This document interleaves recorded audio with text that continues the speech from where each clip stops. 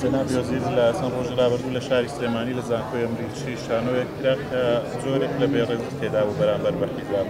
ئێوە وەک وەزارەت بەرامبەر ئەم جۆرە کارانە چی ڕێکارێکە گەڵنەبەر؟ وەڵا ئەو شانۆگەریە زۆر شتی ئاشکرا کرد، زۆر شتی ئاشکرا کرد.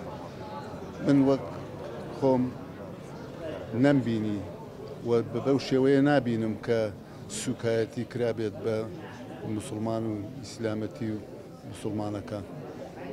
ڕێوڕسمێک لەوێەوە بەڕێوە چووە، یەکێک لە بڕگەکانی پێشکەشکردنی چالاکیەک بووە، چالاکیەکی هونەری کە لە ڕۆژاواییەکان بەشی هونەری لە ڕۆژاوا پێشکەشی کردووە.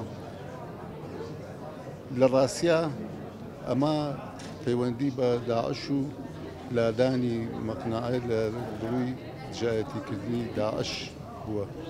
بەڵام لە هەرێمی کوردستان ئەم بابەتە گەورە کرا، گەورەکردنەکەشی مەبەست و مەرامی لە دواوە ئەگینا بەو شێوە نەبووە.